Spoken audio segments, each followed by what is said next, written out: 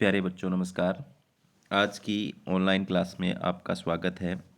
प्यारे बच्चों, आज हम कक्षा 7 विज्ञान विषय में अध्याय 11 जंतुओं और पादपों में परिवहन कार्य पुस्तिका के प्रश्नों को हल करने वाले हैं।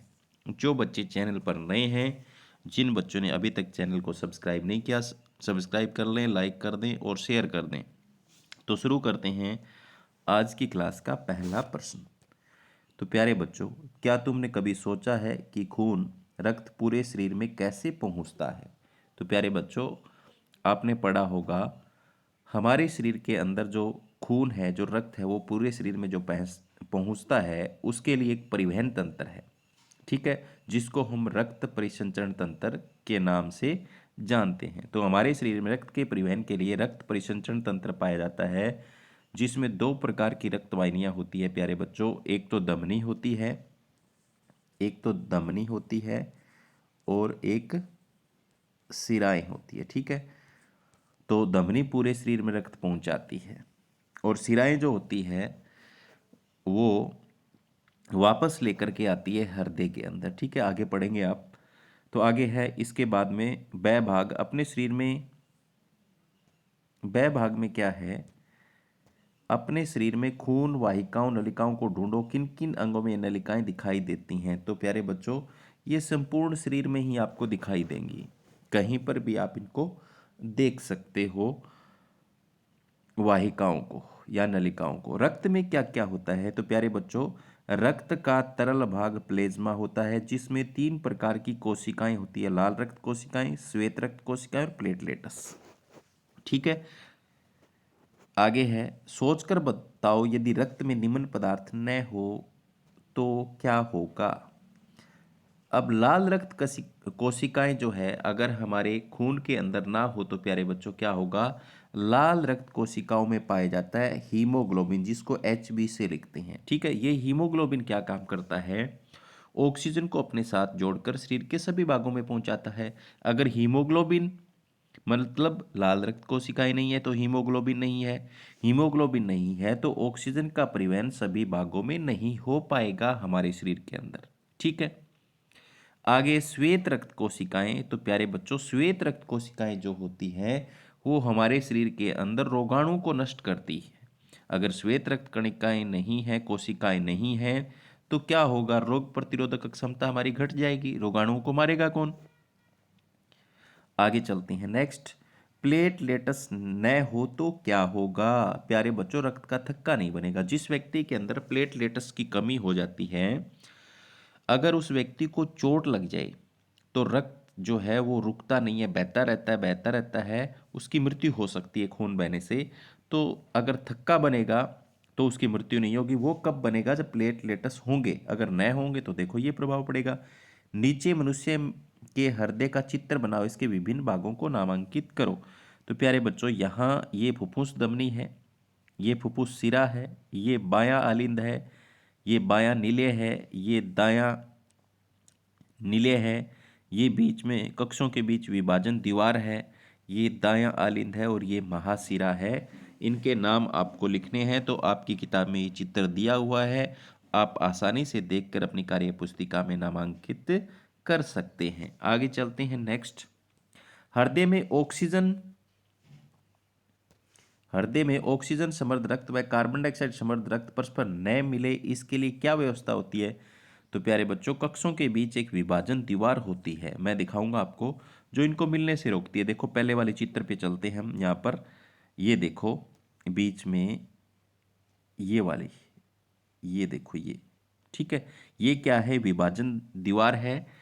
ये कक्षों के बीच विभाजन दीवार है जो कार्बन डाइऑक्साइड यानी शुद्ध और अशुद्ध रक्त को मिलने से रोकती है। कक्षों के बीच विभाजन दीवार ये। ठीक है, आगे चलते हैं नेक्स्ट।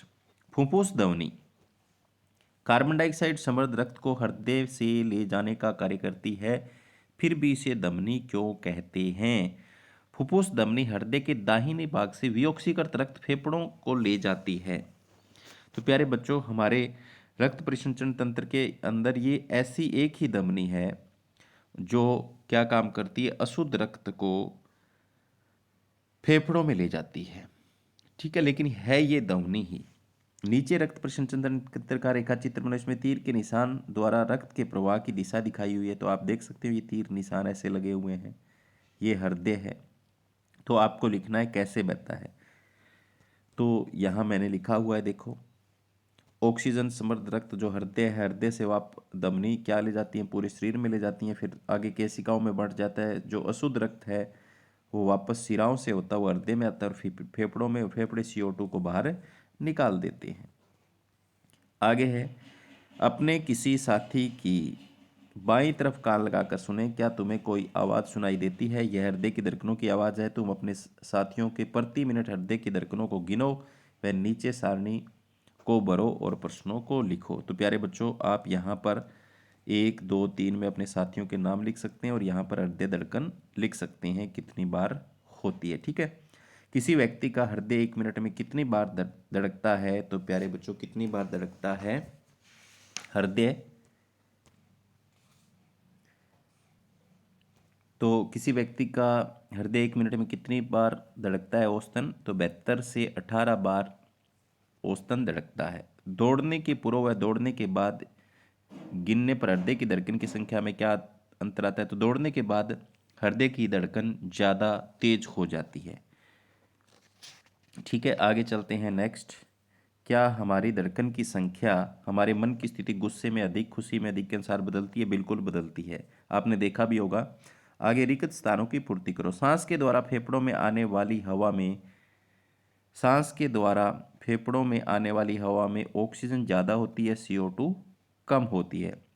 इसके बाद में है, सांस के द्वारा फेफड़ों से बाहर जाने हवा में बाहर की हवा की अपेक्षा क्या होती है? CO2 ज़्यादा होती है, ऑक्सीजन कम होती है जब बाहर छोड़ते हैं तब।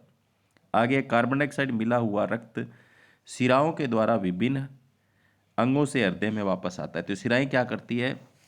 जो अशुद्ध रक्त है उसको वापस लेकर के आती है हृदय में। ठीक है, आगे, ऑक्सीजन मिला हुआ रक्त धमनी के द्वारा पूरे शरीर में पहुंचता है। तो आप इन खाली स्थानों को भर सकते हैं।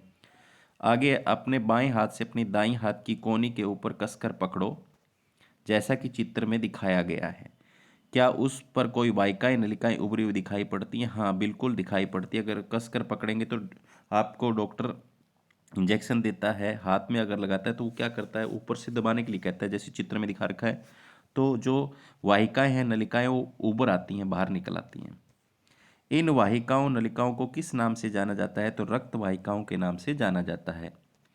तुमने देखा होगा डॉक्टर या वेद मरीज की नाड़ी देखते हैं। आओ हम इस नाड़ी की जांच करने का प्रयास करें। घड़ी की सहायता से पता करो कि नाड़ी की धड़कन 1 मिनट में कितनी बार है। धड़कन की संख्या को अपनी कॉपी में नोट करें।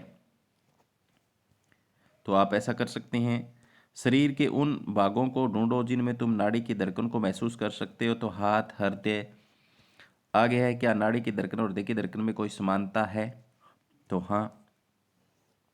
आगे है, हम जो भोजन करते हैं वह पेट में जाता है, फिर हमारे शरीर के सभी अंगों तक कैसे पहुंचता है?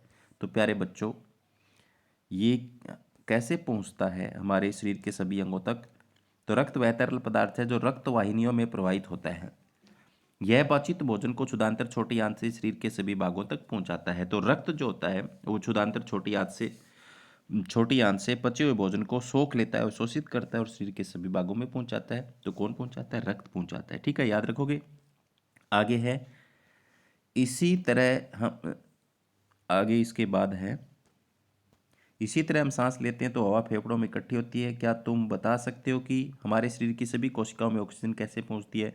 तो धमनी में बह रहे ऑक्सीकृत रुधिर से पहुंचती है। सही गलत का निशान लगाओ और गलत को सही करके लिखो। हृदय का बायां भाग कार्बन डाइऑक्साइड समृद्ध रक्त को एकत्रित करता है। तो ये गलत दिया हुआ है। कौन सा भाग करता है? दायां भाग करता है। ठीक है, दाएं में अशुद्ध बहता है, कार्बन डाइऑक्साइड वाला अशुद्ध है। आगे है, धमनियां शरीर के विभिन्न भागों से रक्त को हृदय तक ले जाती है। तो ये भी गलत है। कौन ले जाती है? शिराएं।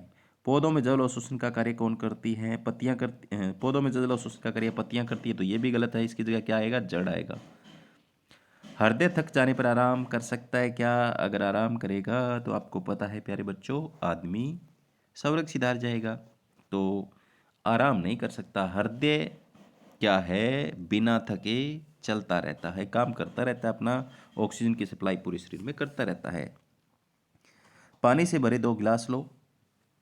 अब एक गिलास में कुछ बूंदे लाल शाही की डालो जिससे पानी रंगीन हो जाए। अब कोमल तने वाले छोटा जड़ सहित सावधानीपूर्वक उखाड़ो, उसकी जड़ों को पानी से धोकर साफ कर लो। एक पौधे को रंगीन पानी में सीधा खड़ा करो। इस गिलास को पौधे सहित धूप में रखो। 2 घंटे पश्चात पौधे का अवलोकन करें। तो आप चित्र में देख सकते हैं, ऐसा आप कर सकते हो। गतिविधि के आधार पर निम्न प्रश्नों के उत्तर दो। क्या स्याही वाले पानी में रखे पौधे की पत्तियों की सिराएं लाल हो गई? जी हाँ। लाल रंग का पानी में पत्तियां कैसे पहुंची? तो जाइलम यानी उस नलिका द्वारा। अपनी पाठ्य पुस्तक